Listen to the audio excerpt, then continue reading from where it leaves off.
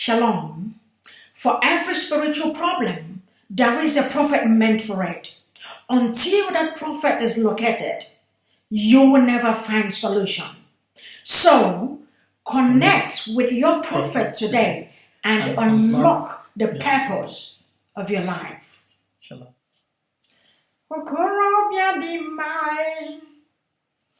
Master prophet, the awakened one. Ihe kwuru na-eme okorobịa dị mma, onye amụma Yahuwah the great ya. Ihe kwuru na-eme okorobịa dị mma, Biafra spiritual leader, the awakened one. Ihe kwuru na-eme okorobịa dị mma, onye amụma Yahuwah the great ya. Ihe kwuru na-eme okorobịa dị mma. Master prophet aka na-agwọ ọrịa, ihe kwuru na-eme okorobịa dị mma. Onye amụma Yahuwah the great ya, anyị sokwa gị n'azụ, okorobịa dị mma.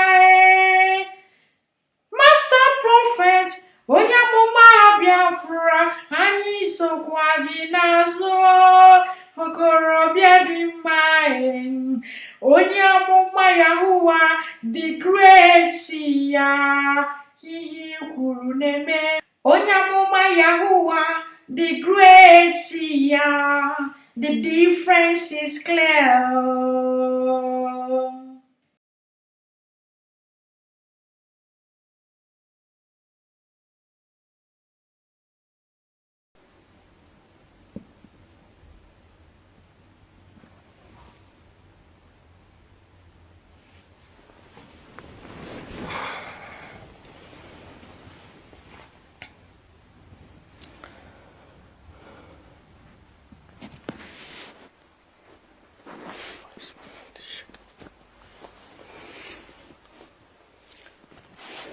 Mama, why is my hand shaking? Okay. Adronamma.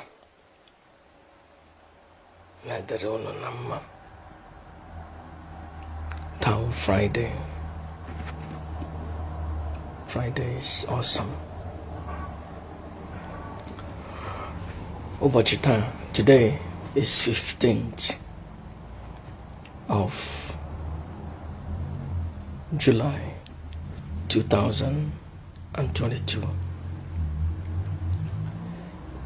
This is 1 year the supreme leader of the indigenous people of Biafra has been adopted or captured or renditioned to Nigeria. This is the master prophet, young Joshua Yawins, the awakened one of Biafran people, Biafran spiritual leader, the prophet and the founder of the new IPOB Biafran indigenous religion, Rufatna.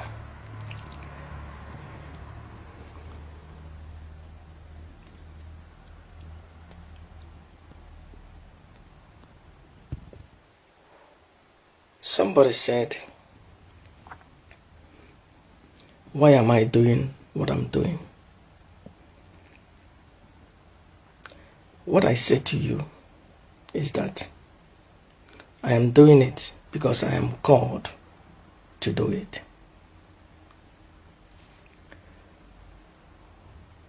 Because you cannot do it because you are a recharge card media warrior. I am a prophet, an independent prophet and Biafran spiritual leader. If I don't do it, who will do it? Now, before I continue, let me explain what is recharge card media warrior. People who are on Facebook or YouTube talking and somebody will give you a call and said, go ahead and attack that person. Immediately you turn on your camera and you begin attacking the person.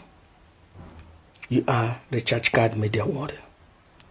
Somebody will call you and say, look, did you hear what this person said? He said this, he said that, he said, without going, watching the video in its entirety and see where that person is coming from.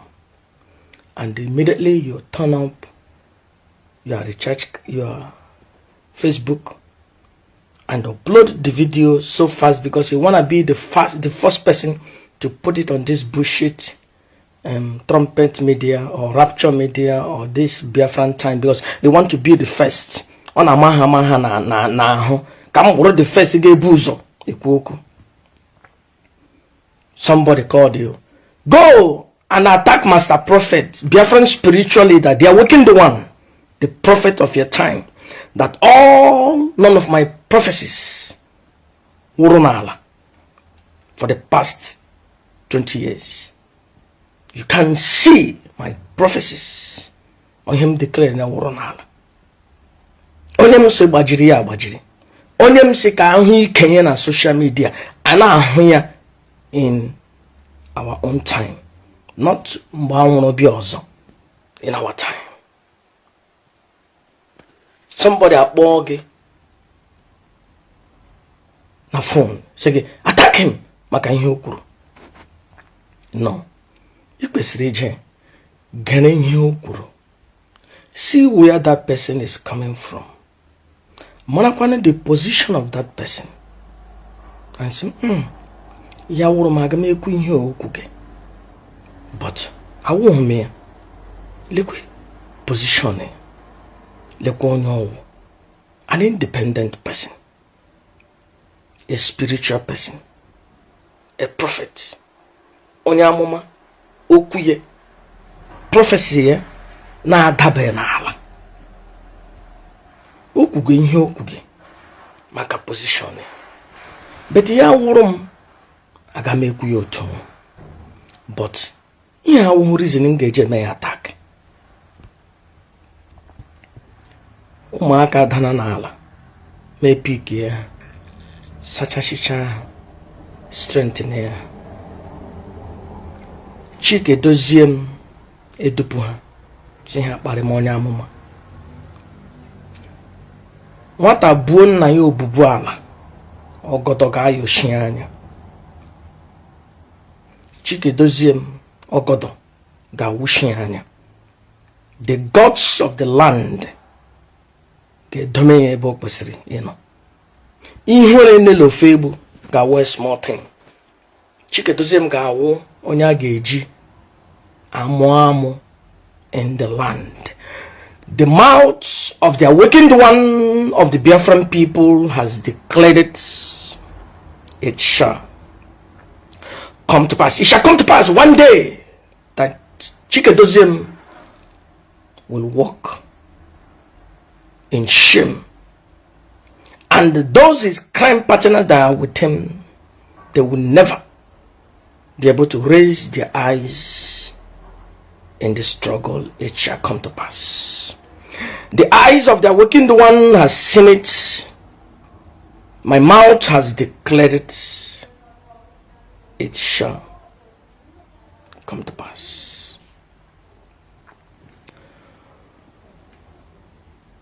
Recharge card media warrior might not be onye nyina ego. Recharge card media warrior wo onye akpọrọ na phone. Onye hụrụ na ibe ya ekwu onye. Do me as you do my brother. Gabia kuko without reasoning, without looking. Now,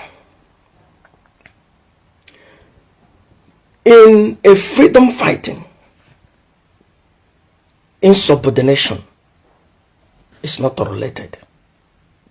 Why is that it's not tolerated? Ihapu onye ozo ga-eme. Ihapu onye ozo ga-eme. ya would get a boss.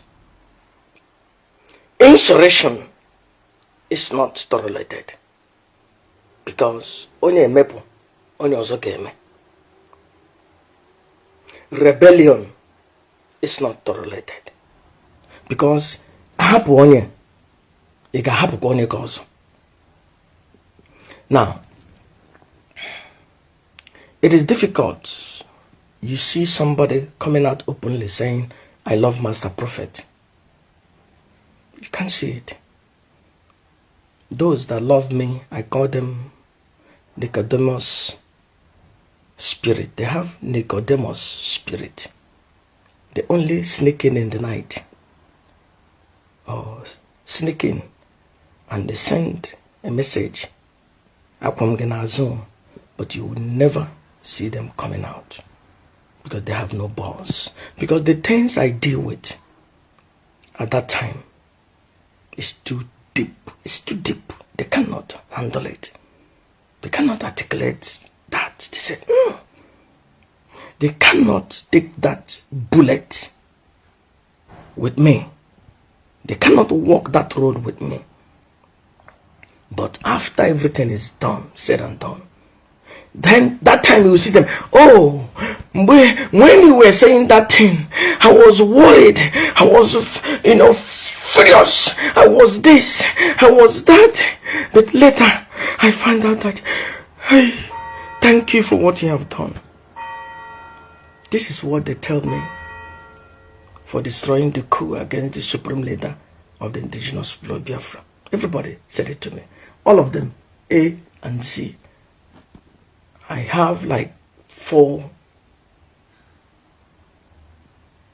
DOS member calling me, telling me thank you. But in the beginning that they were so afraid what I'm doing. They were not happy.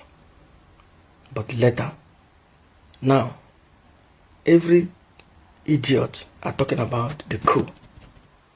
Every idiot are now analyzing the coup that I destroyed. What I saw in the beginning, they didn't see it. Now they are now like experts. They are now analyzing it.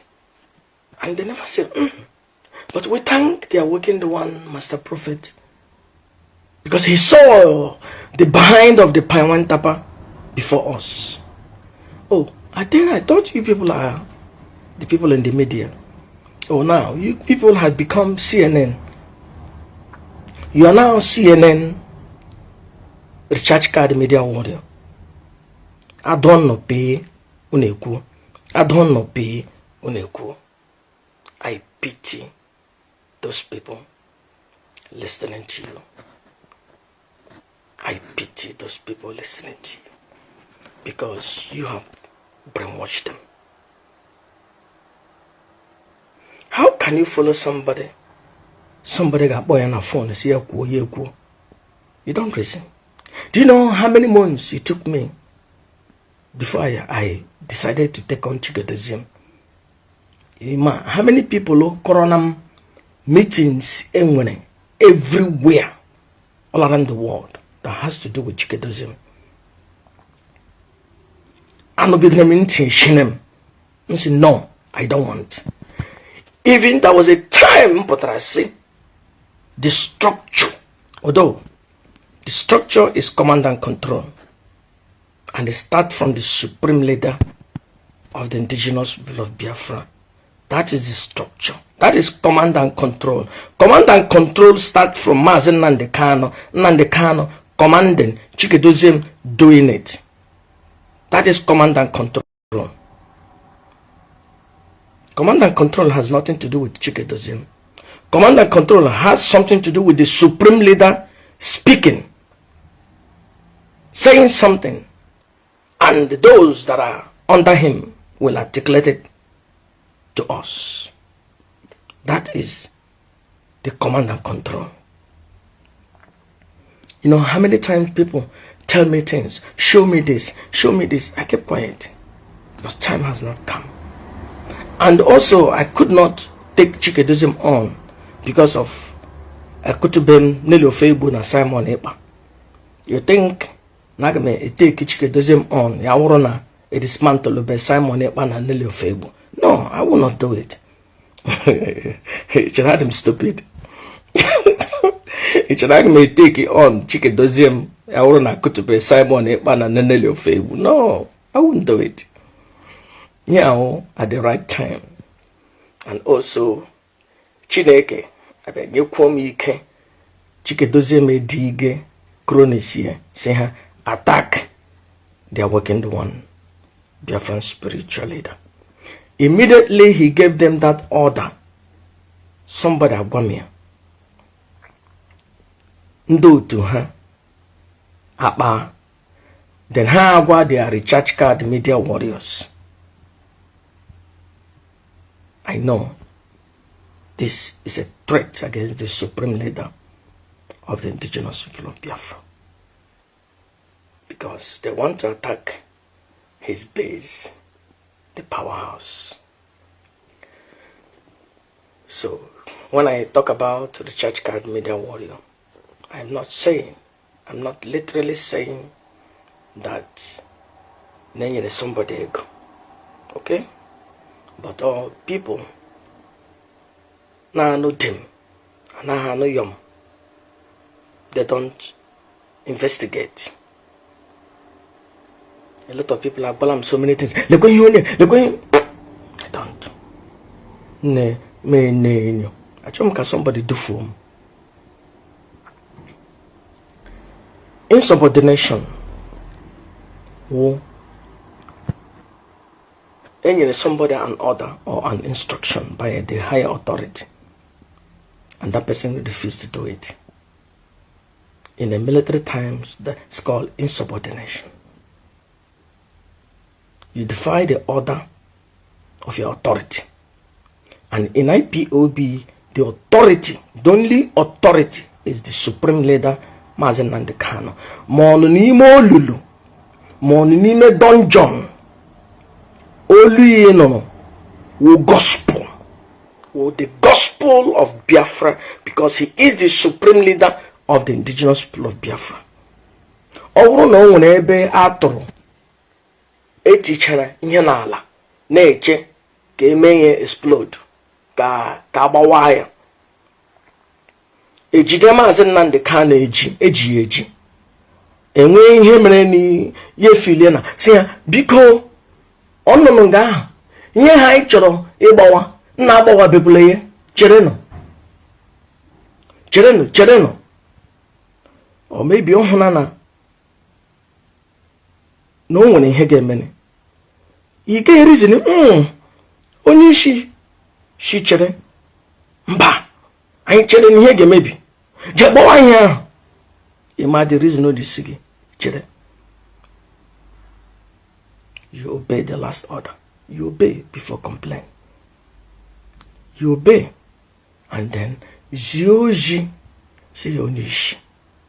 A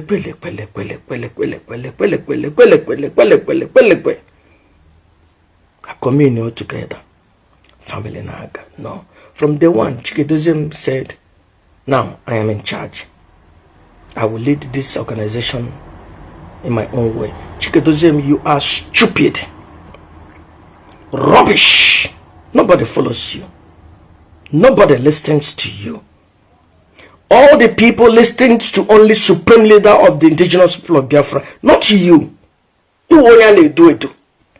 You have to articulate the mind of the supreme leader. You have nothing to contribute. You have nothing to say. Don't listen to you. Those that listen to you are the recharge card media warrior.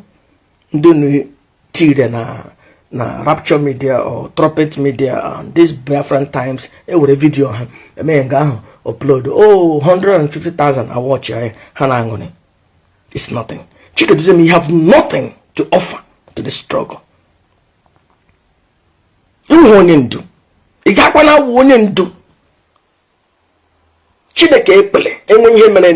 can never be, even in 1 minute. And when you get money, You can never be. You have no quality of Onendu. And you cannot be.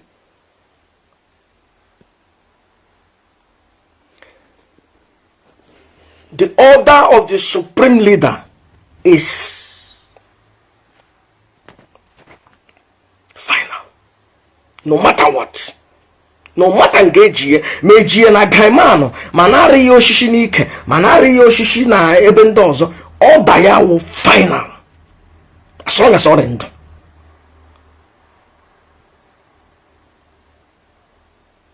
Which opposite? Nke a ga na-eme ka eme ka ewepụtagodi ya ka eme ka ewepụtagodi ya even ya nwere enwere ihe ndị ọdas ndị o nyere ya mara ụta ji eme justice ihe wo otu ihe kwesịrị ịdị Chikedozie m ewere recharge card media warrior were their brain ji nwa akamụ inspire ha push ha recharge ha. Now they are a threat to the supreme leader of the indigenous people of Biafra. Go to all their bullshit platforms. They spit hate, insurrection against the supreme leader of the indigenous people. Hane ekuzi oku and hane eku before.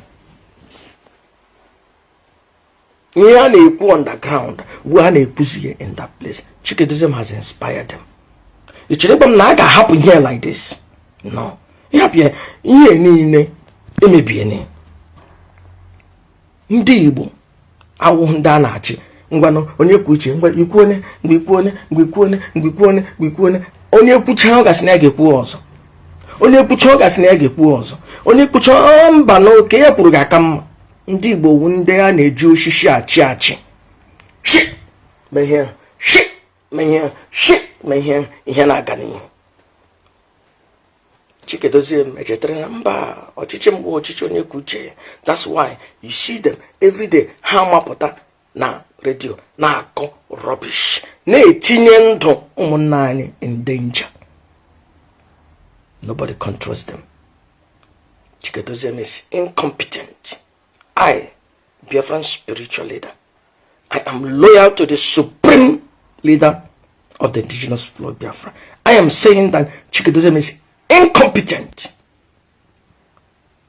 because ime no nishi adize ka nwe ihe owo o gi kwesịrị ime onishi yari ka owo the god in this planet earth so that ya berikwe na onwere ihe ị na-ahụ but ga bulie ya elu ka ndị ọzọ bulie ya elu ka ndị ji ya eji hụ na hey ịkpa ya aka ọkanyo. Of course, anything that happened to the supreme leader of the indigenous people of Biafra, even though that Chikedozie is a rat, is rebelling against the supreme leader, Chikedozie is nobody. The recharge card media warriors are nobody. Our resolve is in Biafran land. Thousands and thousands of men and women, infant and suckling, that are willing to do the last command of the supreme leader of the indigenous people of Biafra. What was that last command? If anything happens to me, Wariye Dizu. That is the last command of Mazi Nnamdi Kanu. And people are waiting. I'm saying, Chukwu kika abiyama ekpele ka anyị bịa na das ka anyị cross that bridge.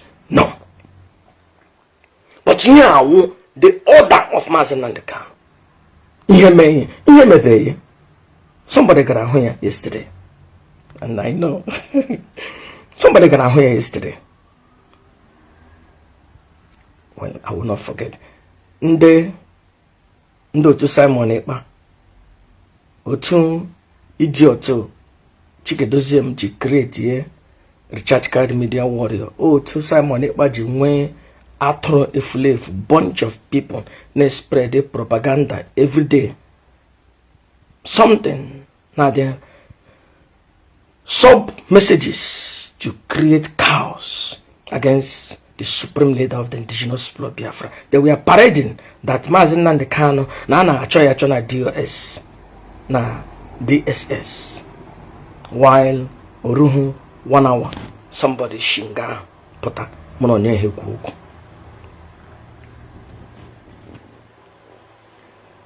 Insubordination. The supreme leader gave order.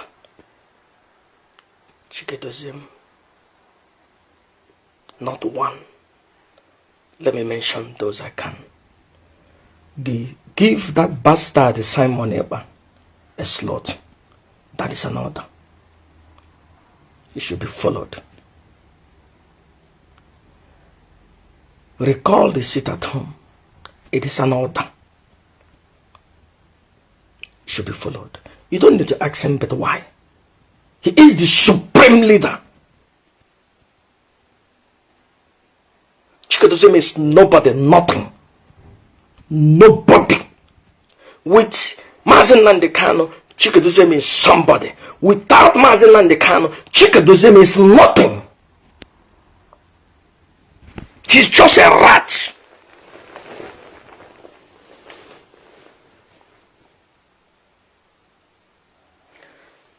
Him taking order from the supreme leader, working with the supreme leader, then I will say he is a great man.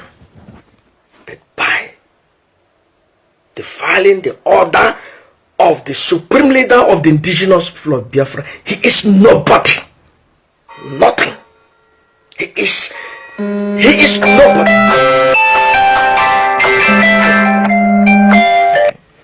I have 40 minutes. Do you understand me?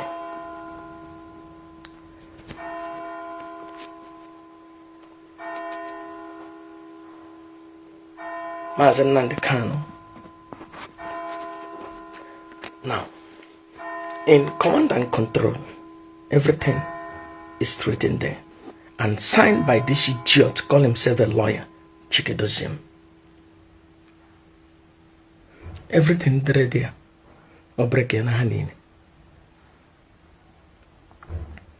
Unindu Mazen Nnamdi Kanu. Ewopta uji. Baya hiyo game. Ya simba. Now, Niage lead this organization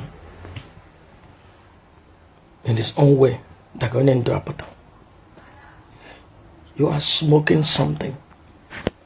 You don't lead the organization. You're not leading. Chukwa, you are smoking something. You are not leading the organization. You have been led by the supreme leader of the indigenous people of Biafra. All you got to do is to take orders and give back orders to other people.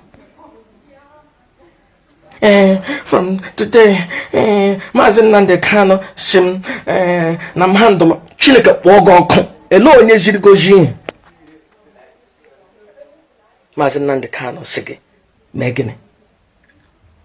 Mazen Nnamdi Kanu asihin gi me overthrow. Any may allow insubordination. Today, this organization Angola. That's why in the military, they don't tolerate that. And that's why you see, in the military, and then jenga negwe you cross on a line, what that babu or like babu mad or ka institution chic. They try to overthrow the president in America or other places. I get bookie. Because maybe only was a game. Yeah, was a chaos. Number one, creating rebellion, insurrection. Jena Biafran Biafran Times. Jena Rapture Media or Trumpet Media. You see they spit hate. Proxy war against the supreme leader. Before it was proxy war against Kanonta and then Nanyanya. Ubua, I graduated now. Was a proxy war against the supreme leader of the indigenous people of Biafra. My brothers, don't. This work I'm doing is a tough thing. Owonyobala will take all this bullet, all this arrow. Sometimes, laba, maybe it's a weapon, arrow, na bullet in them mother drum. It takes energy to do that. Owonyobala will take all these things, but I'm taking it. This is the way I took it during the first, second, third month of this coup Chikedoziem oversaw. Chikedoziem nonga and our plan coup against Mazen Nandekano. Chikedoziem abankete. Chikedoziem hono de akwụkwọ eji plan of the coup. Chikedoziem nwere the information mgbe a copy the akwụkwọ. Chikedoziem nwere the information mgbe a forged the signature. Chikedoziem nwere the information mgbe created bank account. Chikedoziem nwere information mgbe flow through here. Chikedoziem nwere information na area na ego no na account before. Chikedoziem nwere bank statement na area na the money. Chikedoziem nwere court affidavit, sworn oath that our sister in America is telling the truth. Chikedoziem si na ya wee lawyer were akwụkwọ nye ya Simon Ekpa na Nelly Ofebu akpọ the lady na I hustle this lady because of it. Oh my God, what's the time now? Let me take more 10 minutes. Chikedoziem saw these things. I'm not telling you Nania gossip. That is the truth. Here, where's you? Chikedoziem saw those things. When the voice recording, Chikedoziem said, Edoziem, I told Edoziem to sign it. That idiot Ojo. That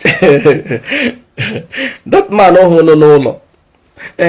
Say this, say that. Chikedoziem knows everything that we are doing. Yeah, one kitty. Na kaka. Bush, na gaka nwa Bush, as if normal.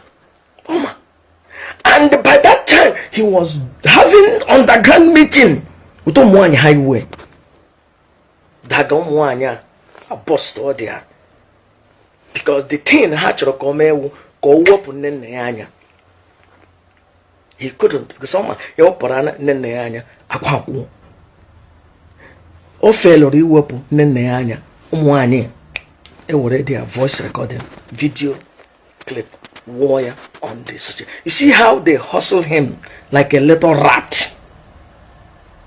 Yeah, I was second in command of the leader of the indigenous people of Biafra. Umwanya hustle lawyer. What was racing? No. Umwanya highway. And when document, no, the 700 and something million. I mean, $750,000 IPOB. Get out!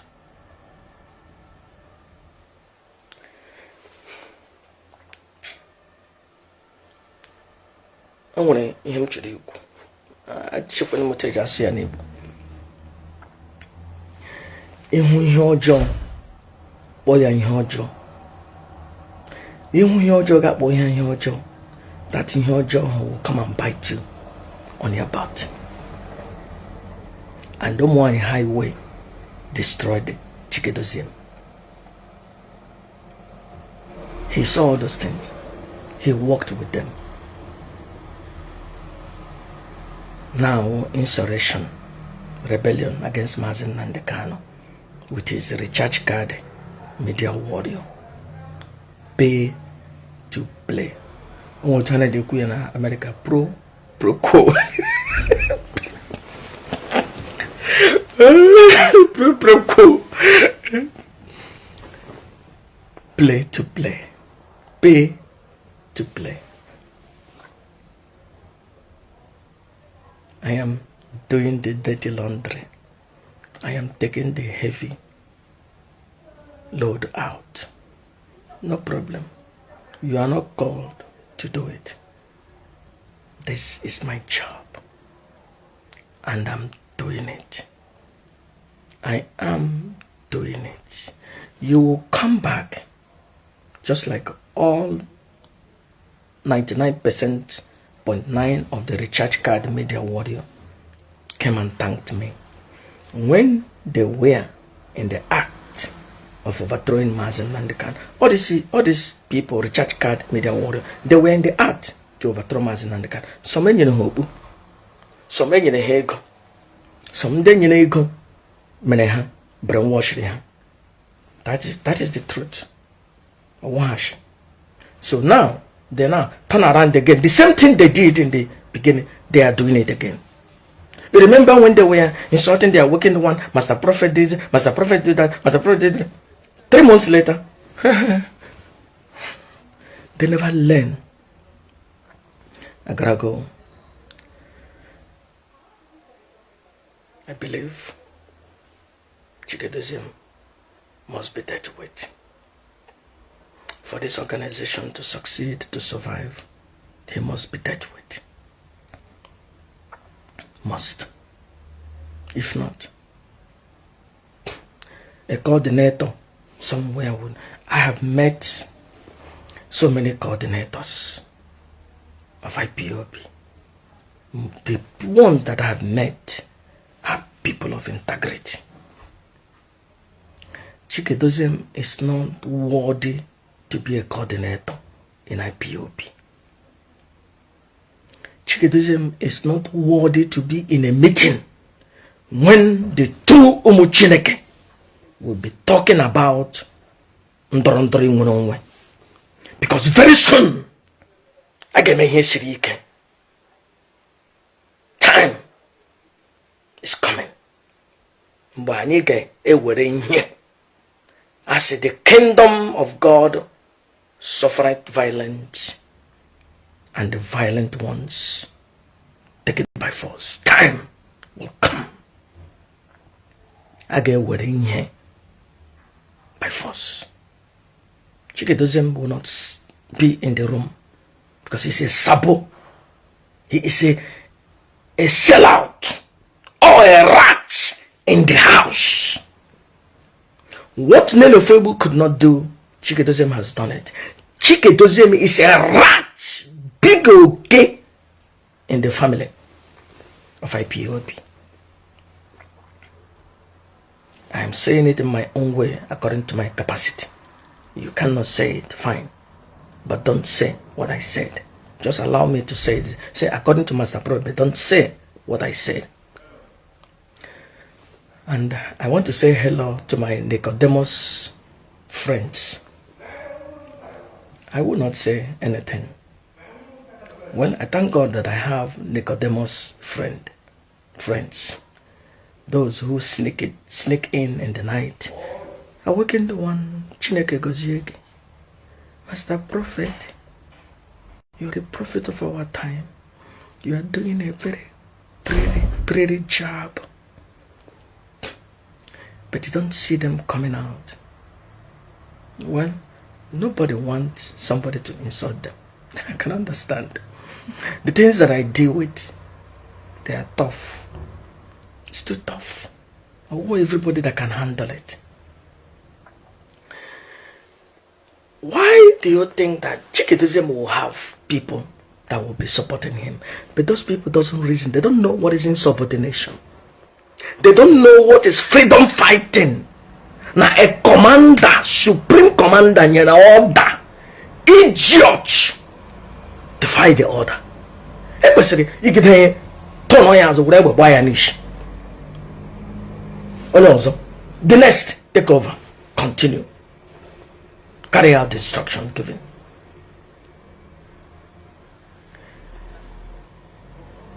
That bastard called Simon Chineke Boroko has recruited so many people on his side.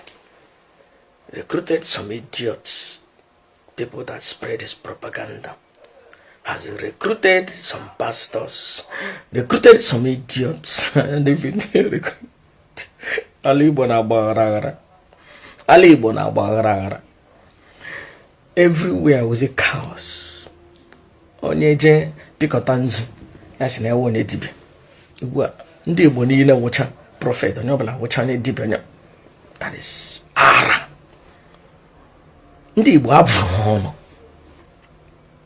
Onye mere onye ọbụla hụrụ ihe ibe ya mega mmekọ abụrụ n'ọnụ. Ndị abụrụ ọnụ.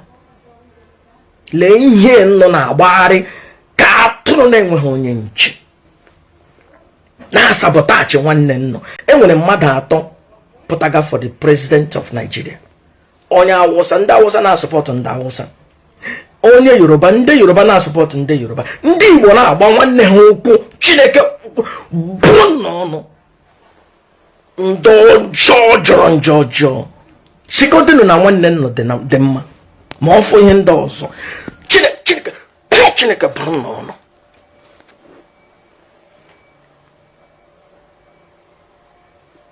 Because ndo menye Peter Obi ndo ga-emekwa ya Maazị Nnamdi Kanu, ndo menye Maazị Nnamdi Kanu ndo ga-emekwa ya onye ọzọ. Otu ndo mere ya taa, the next time ndo ga-emekwa ya onye ọzọ. Maka you don't love yourselves. Why not you put a go to say, oh nwanne anyị ya ejeme atụrụ duru n'oche for as president for 4 years. Why not only Igbo anyị akwụkwọ nwejuru mmiri ara afọ ma ihe durukwenụ nga ahụ ihe ndị ọzọ na-eri nwanne anyị ritụkwana ya.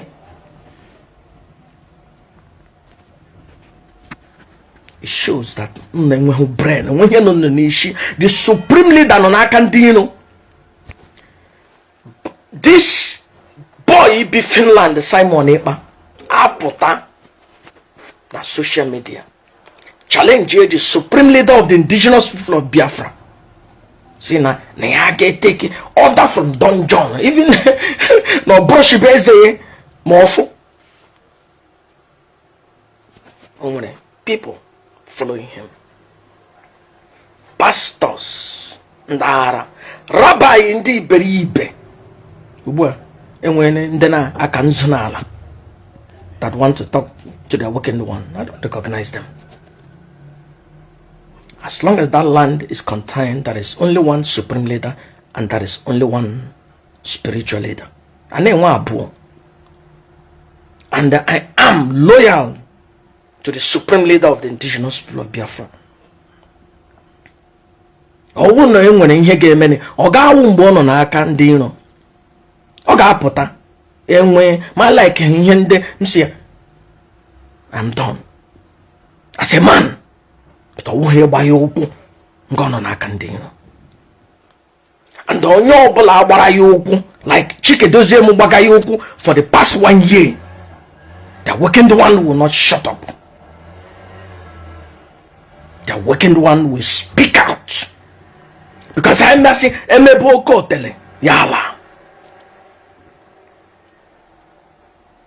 Emebo kotele yala. Thank you for joining me. My time is up. What I'm doing is a tough thing. You will not understand it. You would have said, hey, why don't you call Chikedozie to talk to him? Mas, the supreme leader is a Reoji. Or no? Now, I can add on him. You walk with outside. Condemn mother, no. Condemn mother, no. No nye Chikedozie m na-agba Maazị Nnamdi Kanu okwu.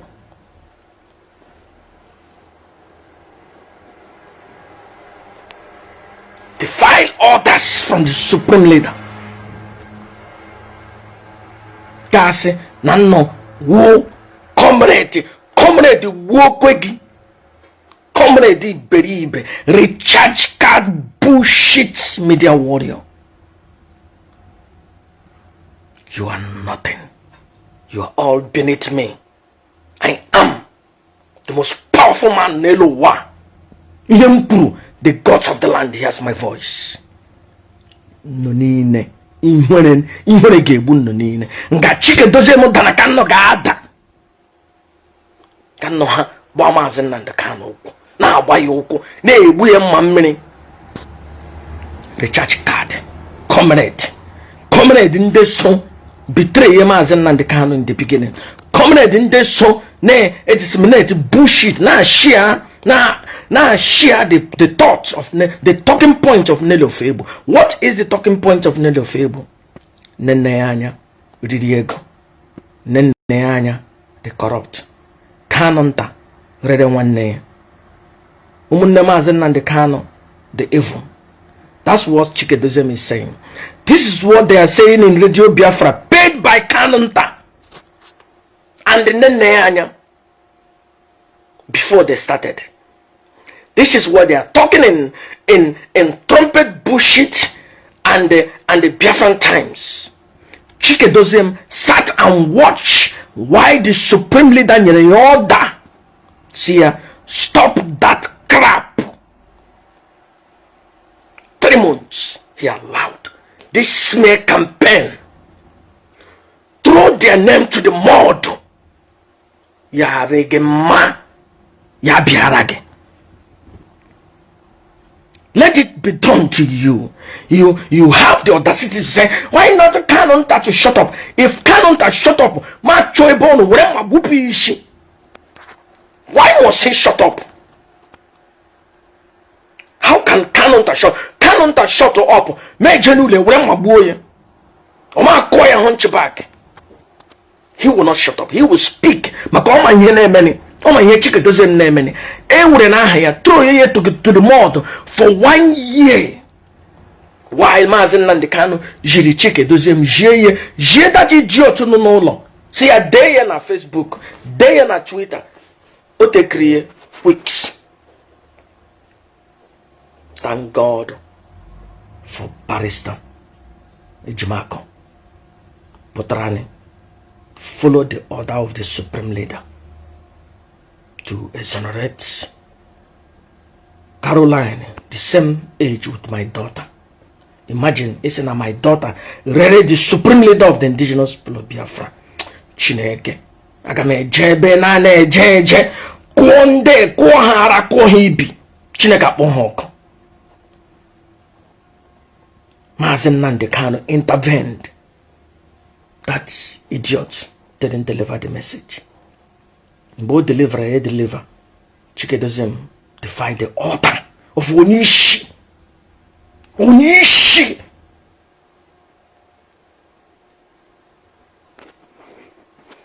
No one dojo. No Joran Jojo. Akwala Mazen Nnamdi Kanu. So ya garment. Ogamoke. Ya put agama boya na phone ogam. Onyoma. This leader of the indigenous people of Biafra, Grement. Nana zue ego. Nata ego. Nata enough nyekwe the awakened one. Nde gina ha na-eme ihe cannot be trusted. The Queen of Heaven and His Majesty Uncle Makihi IPOB. Ele ihe nwere. Enwe ihe nwere. Nata nde ego chọọ somewhere n'Africa ga-arụ ụlọ alụkwụla otu nwaanyị dome like anọ ise kan nebe achọghị ebe gị pipa ebe gị na-enwere aṅụrị maka ịta na ahụhụ mmadụ arị mma ahụhụ niile ịtara ga-ewere akwa gị niile tinye na one basket ọkụnyụ ịnọ na trouble achọta gị ebe ịnọ na nsogbu nata ego ya wuru na otu isi na fụrụ foto na emelu mala na ga anana ego na ga ebitre ndị na-amaghị mma n'azụ clearly knowing na ndị na-amaghị mma n'azụ na ga ebitre ya then jee were Amadioha na agụ isi jee to the gods of the land mejie ihe onye ọbụla ị ga-eti ige n'ọkwa ga-eweta ga-eje n'ala nna ha bute mmụọ nọ n'ala nna ha.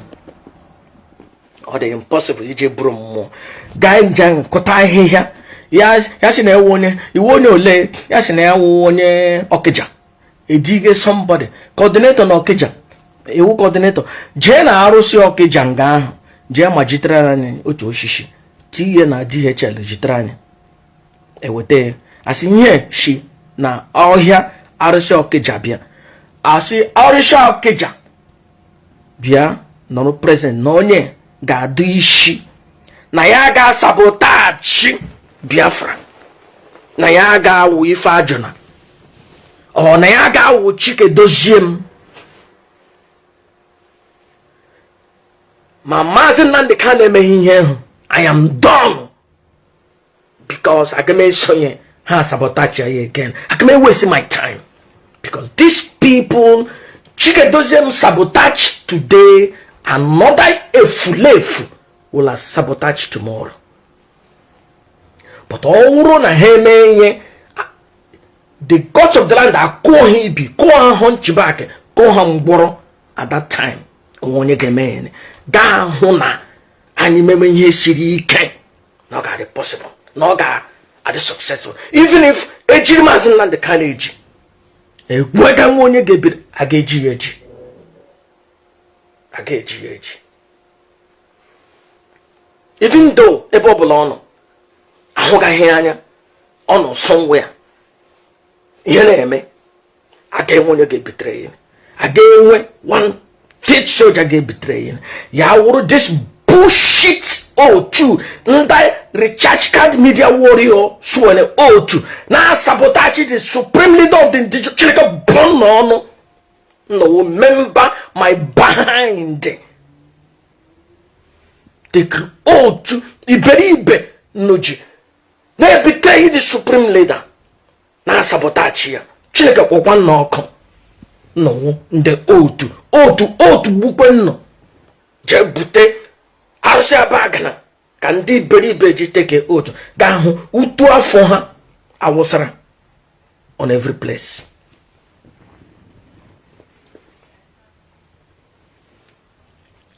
Chineke, the gods of the land, hears my voice.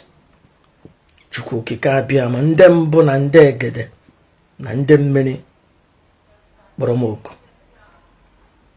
Chekwano, the awakened one. Chekwano, the leader of the indigenous people of Biafra.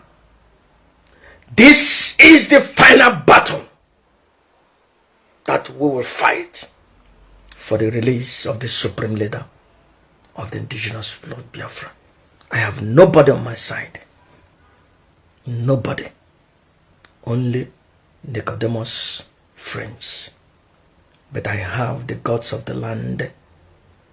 I have Arusi Abagana. I have Arusi Okija. I have Nemmini. I have Nemchuku. I have Kamalos that hears my voice. I have Amajoha Alanam. I am one of more libo Kajara Kaja Nanolum that will not let me fall. Chineke. Chekwa the supreme leader. And when a sabo n'ime ndị ọkaiwu, and when a sabo na DOS Chike doziem na ndị otu ya, and when one fulefu nọ na America, Dr. Einstein na atụtabe $1 since Maazị Nnamdi Kanu was renditioned. Chike doesn't make that idiot mayor coordinator. That idiot every day smear campaign against the supreme leader of the indigenous people of Biafra. Now I say na Kanu ta one name Maazị Nnamdi Kanu. This recharge card media warrior. Ogbuefi na whatever they did in the past, I really don't care. Ogbuefi and Ejiase, Agamakwaha, the rest people, because I don't want to put them with this mob. They take care of well-being of the supreme leader of the indigenous people. Go and thank them. Ili Maazị Nnamdi Kanu didi, or Ejiase, and the high chief of Ogbuefi and Ndoto. lawyers Mazi Nnamdi Kanu na owe ji asị na High Chief Ogbuefi na ndị otu ha. The well-being of the supreme leader akpọ ụkwara High Chief Ogbuefi na ndị otu ya na-eji asị agbakeri ala. Chikedoziem na his recharge card media warrior declare a war on everybody that is supporting the supreme leader of the indigenous people of Biafra. That's onye amụma gbankịtị. Chineke bụọ gị ọnụ, bụọ nne gị ọnụ, bụọ nna gị ọnụ.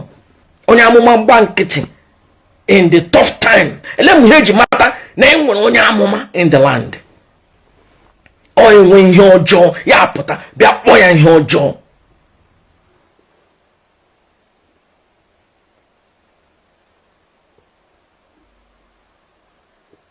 The gods of the land will have my back.